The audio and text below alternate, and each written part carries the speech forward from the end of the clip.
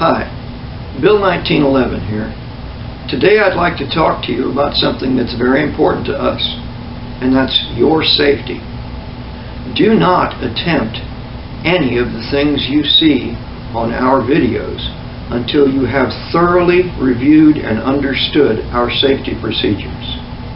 Also, if you're under 18 years of age, do not attempt any of these topics without the consent of your parent or guardian. Thank you. Hi, Bill 1911 here. Today we are going to show you how to clean and lubricate the Model 659 Smith & Wesson handgun. This gun for quite some time was very popular with law enforcement, and I periodically still see guys carrying it. It's a rugged gun, it's tough, it does a real good job. It's easy to maintain and easy to shoot. Before we do anything else, we are going to, as always, verify that there is no ammunition in the gun.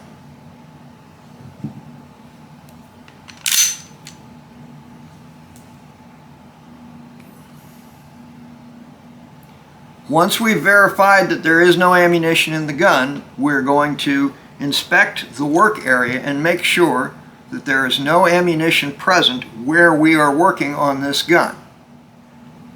While you're working on any gun, always remember to use the 3 gun safety rules. 1.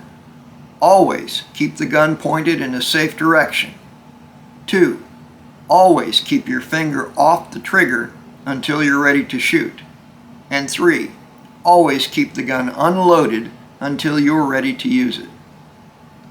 Well, let's get started. Alright, in order to clean this gun, there are a few things that we're going to need. We're going to need a cleaning jag that is specific to the caliber of this gun. This gun is a 9mm parabellum. We're going to need a cleaning rod. We're going to need powder solvent. I use this military surplus because it was cheap. We're going to need an oil that is specifically gun oil. Now the reason for that is that some guns have plastic parts in them, and those plastic parts, if you do not use an oil that they're designed for, can sometimes become damaged. Sometimes they swell up, and sometimes they decay at an unusual rate and break down. So we want to use specifically a gun oil. Now, we're not promoting any particular brand of gun oil. Just make sure that it is designed specifically for guns. Some people like to use WD-40 to clean their guns. Well, it's in an aerosol can and it's convenient. Unfortunately, WD-40 is not specifically designed for guns, and so I prefer not to use it for the same reason that I do want to use a specific gun oil, something that is designed for the gun. So, let's get started. It's sometimes a little awkward to do this. Right here, this rounded part here on this slide release, which is what that arm right there is called, has to slip out past this notch in the slide. In order to do that, we need to physically open the gun up to that point by holding the slide back once we're in that position.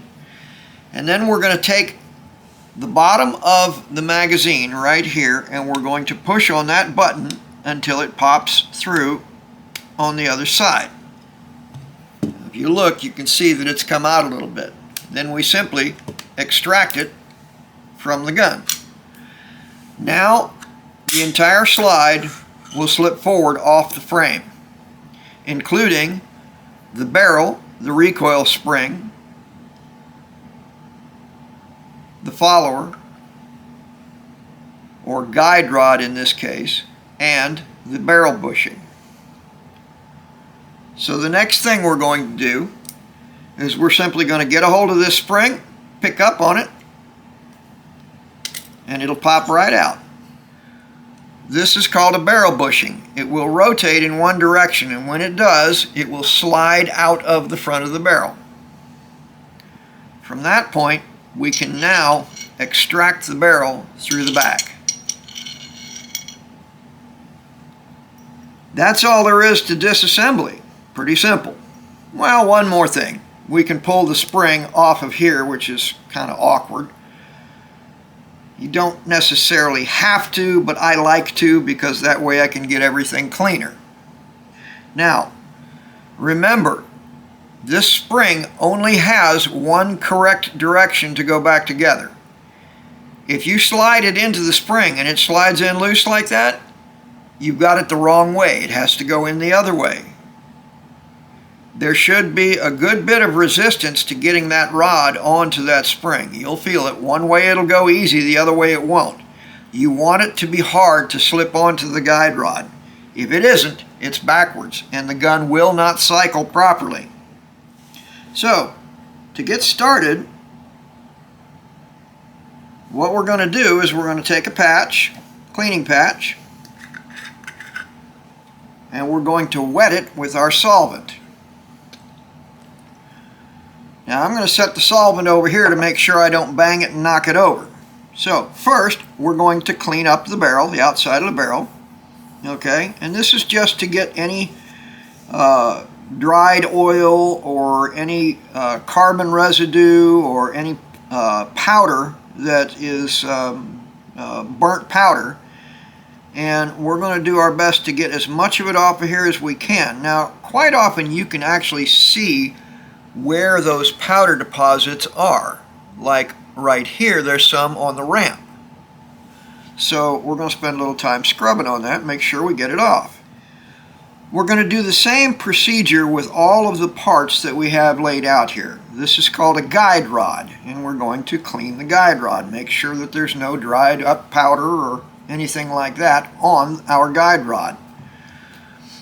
We're going to do it with our slide. Now there's a lot of small crevices and cracks that are down inside the gun in here that are a little hard to get to, but you can use all kinds of different methods. One of the things you can do is use an old toothbrush that's worn out that you're not using in your mouth anymore, of course, and you can use that to get into these crevices with some of this powder solvent that we use. But in any case, as you can see, as we're cleaning this gun, this patch is getting very, very dirty. So we'll get another one out and continue the process. Now once we've got all those powder deposits cleaned out of the gun, and we're comfortable with that, out of the slide, excuse me, we're going to move on to the frame and follow the same procedure.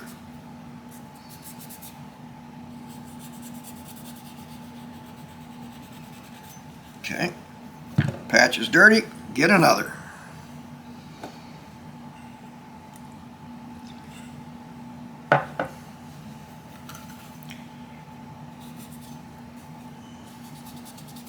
Now, don't be afraid to use this solvent on the outside of the gun, because you are going to have powder deposits that get on the outside of the gun as well.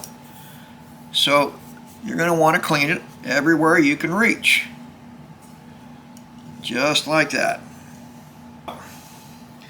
Now we're going to move on to cleaning the bore of the gun. Now that's the hole that goes through the center of the barrel, and I'm going to show you some tricks on that so that you can get a better idea of how clean you're getting the barrel on the inside.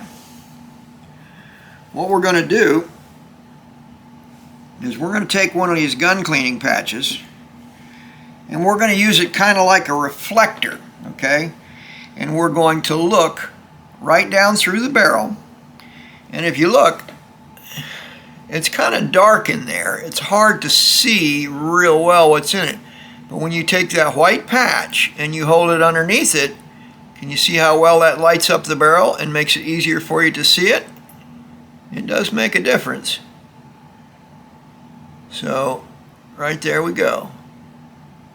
All right, so that's a trick to see where you are in your cleaning process. Now this barrel is really filthy. So from here we're going to need a jag that is the correct size for a 9mm barrel. If you have just the one gun that's a 9mm, you only need a jag that's for that gun. Now I have a lot of guns that I clean. I clean them for other people and for myself. So I have a whole kit that has all the different pistol and rifle calibers in it. Okay? These kits are available. You can get them. All right, now we're going to screw our jag right into the end of our cleaning rod. Tighten it up. This is our pistol cleaning rod. Okay? And what we're going to do is we're going to get another one of these patches and we're going to wet it with solvent. And then we're going to mount it on the end of this jag. If you can look, you'll see right here is a little pointy end, a little tip on this. Okay, that is going to stab right through your patch to hold it in place. Now I'm going to try and do that, so hopefully you'll be able to see it. Okay, see, that just popped right through, and now that little point is sticking through the patch to hold it in place. Now when we clean the barrel, we want to go from what's known as the breech end of the barrel. Now the breech end of the barrel is the end where the bullet goes in. Okay, now there is a shoulder that's down inside here that you can hear me hitting it. Alright, now that little shoulder, okay, is what the cartridge case indexes to, so it goes the proper depth into the chamber. So it's important that dirt doesn't build up around that little ridge that's in there. Otherwise the cartridge case starts to seat a little further back the dirtier it gets, and at a certain point the gun will no longer function properly. So we're going to go in from the breech end and we're going to twist this guy around a couple of times to see if we can get it all cleaned up around that little point, around that little ridge. Okay, kind of a pain in the neck, but it's worth taking the time to get that area nice and clean. If you can't get to it, you can always use a cleaning brush. You can get them at any gun store for the right caliber for your gun. All right, so after you've clean the back end at the breech, now we're going to push this through the barrel all the way. And I'm going to show you how much junk comes out of it once I get it through there. Now it's a very tight fit. Okay, jags are extremely tight, so they tend to scrape the junk right out of the barrel for us as they go through. Like I said, it's an extremely tight fit. Alright, now we're going to repeat this procedure several times. But if you'll look on that first pass,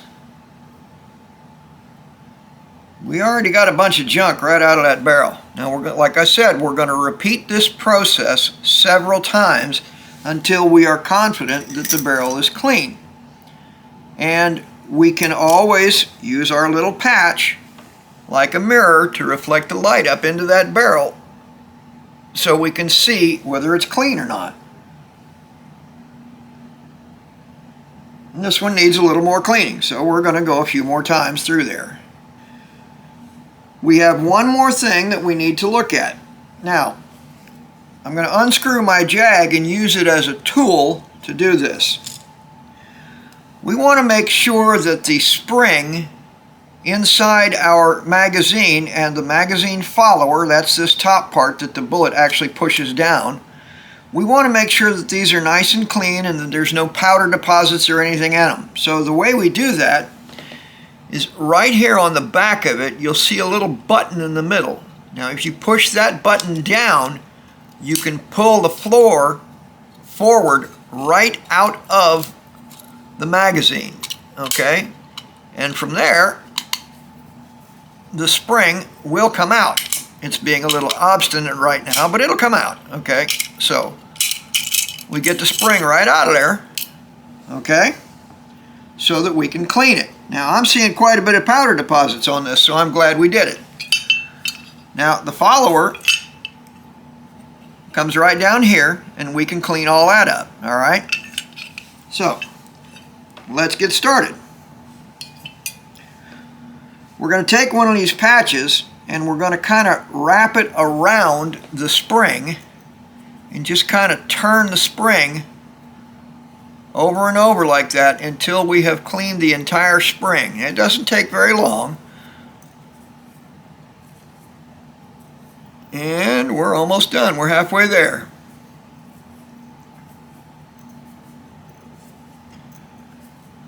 Now, once this is all cleaned up,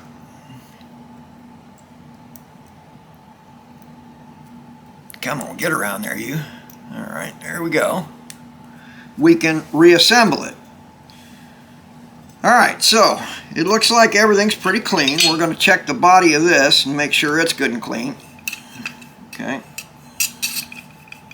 just going to take a patch and push it up in there and work it around a little bit until we've covered all the metal.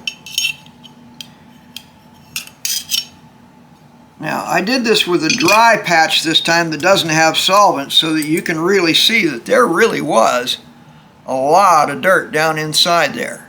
All right, and so it's worth cleaning it. So, now that the gun is clean, we can start lubricating it. Okay. There are lots of little places, like around this band that goes around the barrel here, that you're going to want to make sure you've got some oil on, okay? Because these are contact points where two pieces of metal come together. If you'll look, there is right there a corresponding channel for that band on the barrel to slip into. Clunk, you see how it dropped in there? All right. So those two pieces of metal go together. We're going to want to oil places like that. Any place where you can see where the pieces of metal make contact with each other, like along your slide rails, or excuse me, your gun rails on the frame. Now, any place where you can see where metal is coming together, where two pieces of metal hit each other, like along these rails that are on the frame here, you're going to want to put a drop of oil on there. All of these contact points, if they're dry, will wear and cause damage to the gun over the long term. So, when we lubricate a gun, we want to remember that we don't want to under-lubricate the gun. But we also don't want to over-lubricate it. We don't want it so it's slippery in our hand and we can't really hang on to it. That's not something we want. So we're going to use a drop of oil in each of these little places like this. Just one drop is enough because I don't know if you can see it, but that oil spreads out.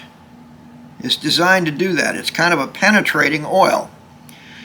Any of these places where we have moving parts, we're going to put a little bit of oil in it. Not a lot, just a drop. Okay? Now, I'm going to try and show you this spot right back here. This little place right there. That's a part that's called a strut rod. It goes down into the handle, into the spring that operates the hammer and makes the hammer come back up, okay? So that's what we're going to try and do, is get that strut rod oiled, okay?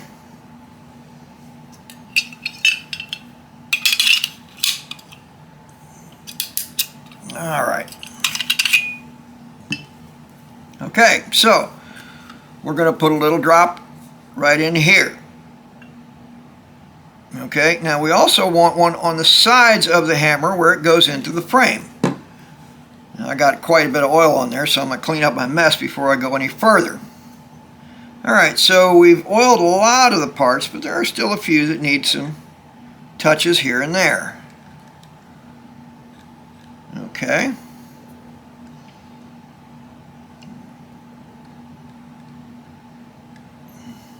Alright. We're going to put a little drop of oil in here in the trigger on each side. Alright. Now, there are some places on the slide that also require oil. It's difficult to see, but right in here there are some plungers that move up and down, and there are some parts that rotate in the back end of the slide. Now these are safety devices that allow us to lower the hammer and raise the hammer, and we want these to all be lubricated. Anything that moves in the gun needs to have a drop of oil on it, okay? Right in the center of the slide, right down here, is a small hole. This is where your firing pin comes forward and hits the back of the cartridge. We want a drop of oil there. Now it'll float right down inside and lubricate the firing pin and firing pin spring all the way through. We also see the other end of the firing pin coming right up here in the back. Hope you can see it. Right, turn around this way. Right here is the firing pin on the other end. So we're going to put drops of oil in those. Well, now that we've got everything oiled on the slide, we can move on. Now, we have not oiled the spring on the magazine yet. So a lot of people try and just lubricate the slide just by putting drops of oil here and there. I find that very cumbersome, so I usually put a little bit on my fingers, a few drops, and then I'm just going to simply rub it all over that spring until the whole thing has been lubricated, until it doesn't feel dry anymore. Okay, so there we go. Now, we're going to reassemble the magazine. It's pretty darn easy, actually.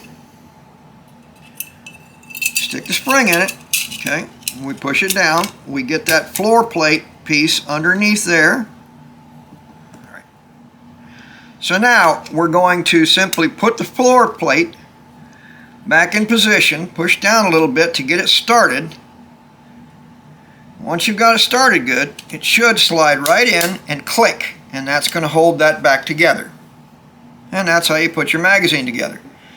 If you'd like, you can put a little bit of oil in here along that follower where it goes up against metal, okay? That's going to cut down on wear inside the magazine. Again, you don't want to make it so slimy you can't hang on to it. Okay? So, now the magazine's back together.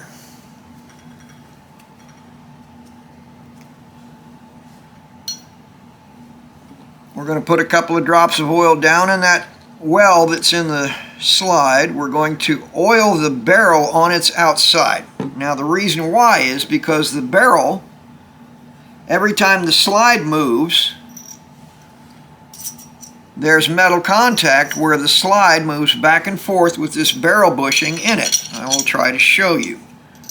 Okay. Put the barrel bushing back in. Every time you pull the trigger, that slide moves back and forth on that barrel, and that's going to put wear on your barrel. Okay? So we don't really want to have excess wear if we can avoid it. Now, when I oiled the barrel just now, and I put it back through the bushing and moved the bushing around on it, I have also lubricated the bushing. So now everything's lubricated together on that. So, now we're going to oil the recoil spring, but we're going to do it the same way as we did the magazine spring. Just a couple of drops on our fingers. Okay, and then we're going to oil that spring up. Okay, so once that's oiled up, everything is oiled, so we can start the reassembly process. All right, so some guns, like this one, you can only put this spring on in one direction. If it goes in and it's nice and loose, that can be a problem. So check the other end. Now, not every gun requires this. This one does. This end is a very snug fit, so that's the one that is going to go all the way to the back of the guide rod and hold us in place. This allows the spring to work on that rod, but it keeps the back end of it in position. Okay, so we're going to put the barrel back in the slide. I'm going to put the bushing in place, and I'm going to put the guide rod in. I'm going to stuff it right up in there and catch it right in this little indentation that's right here on the barrel. Right here, okay? This round part right here is what's going to sit right in there. So we push it up in, okay, and get it in position, okay? Now once that's in position, we can put the slide back on the gun. Okay.